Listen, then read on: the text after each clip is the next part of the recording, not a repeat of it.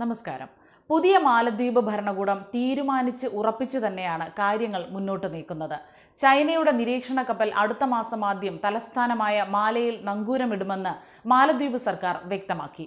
Indian മഹാസമുദ്രത്തിൽ ചുറ്റിക്കറങ്ങുന്ന Siang Yang Hong 3 എന്ന കപ്പൽ ഇന്ത്യയെ സംബന്ധിച്ചിടത്തോളം ചാരക്കപ്പലാണ്.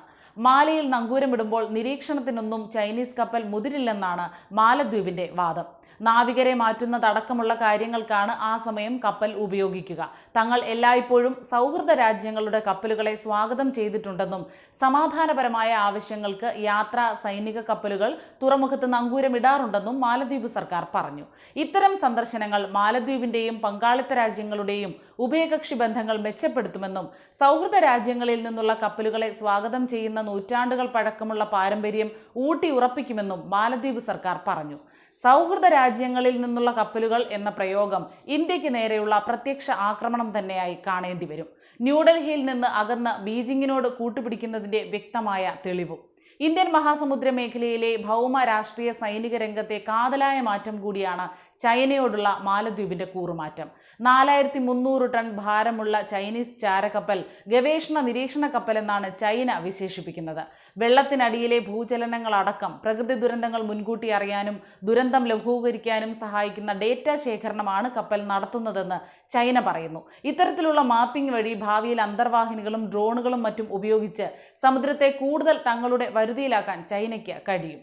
പ്രധാനമന്ത്രി നരേന്ദ്രമോദിയുടെ ലക്ഷദ്വീപ് സന്ദർശനത്തെ വിമർശിച്ച് 3 മാലദ്വീപ് മന്ത്രിമാർ നടത്തിയ പരാമർശത്തെ തുടർന്ന് സംഘർഷഭരിതമായിരിക്കുന്ന ഉഭയകക്ഷി ബന്ധത്തെ കൂടുതൽ വഷളാക്കുന്നതാണ് ചൈനീസ് ചാരക്കപ്പലിന് നങ്കൂരമിടാൻ അനുമതി നൽകിയ മാലദ്വീപ് സർക്കാർ തീരുമാനം. പ്രസിഡന്റ് മുഹമ്മദ് മുയ്സു ചൈനീസ് സന്ദർശനം കഴിഞ്ഞ് മടങ്ങിയെത്തിയ ഉടനെയാണ് തീരുമാനമെന്നതും ശ്രദ്ധേയം.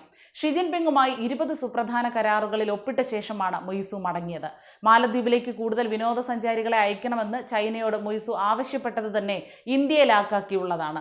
മാർച്ച് 15-നകം ഇന്ത്യൻ സൈനികർ മാലദ്വീപ് വിടണമെന്ന് കൂടി അന്ത്യശാസനം നൽകിയതോടെ മുയ്സുവിന്റെ ചൈനീസ് പ്രേമത്തിൽ ആർക്കും സംശയമില്ലാതായിരിക്കുകയാണ്.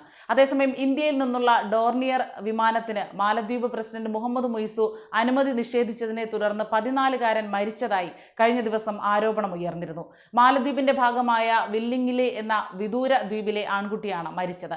മസ്തിഷ്കത്തിൽ ട്യൂമറും പക്ഷാഘാതവും ബാധിച്ച കുട്ടി രോഗം മൂർച്ഛിച്ചതിനെ തുടർന്ന് മതിയായ ചികിത്സ കിട്ടാതെയാണ് മരിച്ചത്.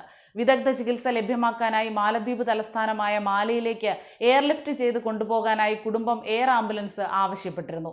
ഹിന്ദുസ്ഥാൻ എയറോനോട്ടിക്സ് ലിമിറ്റഡ് നിർമ്മിച്ച ഇന്ത്യ മാലദ്വീപിന് നൽകിയ ഡോണിയർ വിമാനമാണ് ഇത്തരം സാഹചര്യങ്ങളിൽ ഉപയോഗിച്ചിരുന്നത്. ബുധനാഴ്ച രാത്രി പക്ഷാഘാതം വന്നതോടെ കുട്ടിയുടെ ആരോഗ്യനില വഷളായി. ഉടൻ തന്നെ കുടുംബം എയർ ആംബുലൻസിനായി അധികൃതരെ വിളിച്ചു. എന്നാൽ അവരുടെ ഫോൺ വിളികൾ ആരും എടുത്തില്ല. വ്യാഴാഴ്ച രാവിലെ 8:30-ക്കാണ് വ്യോമയാന ഓഫീസിലെ അധികൃതരിൽ നിന്ന് പ്രതികരണമുണ്ടായത്. അധികൃതരുടെ അലംഭാവം കാരണം വിലപ്പെട്ട 16 മണിക്കൂറാണ് കുടുംബത്തിന് നഷ്ടമായത്. സർക്കാർ ഉടമസ്ഥതയിലുള്ള ആസന്ത കമ്പനി ലിമിറ്റഡ് എന്ന സ്ഥാപനത്തിനാണ് ആരോഗ്യ പ്രശ്നങ്ങളുള്ളവരെ അടിയന്തര സാഹചര്യങ്ങളിൽ എയർ ആംബുലൻസിൽ കൊണ്ടുപോകേണ്ട ചുമതലയുള്ളത്. ഫോൺ വിളി ലഭിച്ച ഉടൻ തങ്ങൾ എയർ ആംബുലൻസ് സജ്ജമാക്കിയെന്നാണ് കമ്പനി പ്രസ്താവനയിൽ അറിയിച്ചത്. വൈകിയതിന് കാരണം സാങ്കേതിക തകരാറാണെന്നും കമ്പനി അറിയിച്ചു. മാലയിലെ ആശുപത്രിയിൽ എത്തിച്ച കുട്ടിയെ ഉടൻ തീവ്രപരിചരണ വിഭാഗത്തിൽ പ്രവേശിപ്പിച്ച് ചികിത്സ നൽകിയെങ്കിലും ജീവൻ രക്ഷിക്കാനായില്ല. കുട്ടിയുടെ ബന്ധുക്കൾ ഉൾപ്പെടെയുള്ളവർ ആശുപത്രിക്ക് മുന്നിൽ പ്രതിഷേധിച്ചതായി പ്രാദേശിക മാധ്യമം റിപ്പോർട്ട് ചെയ്തിരുന്നു.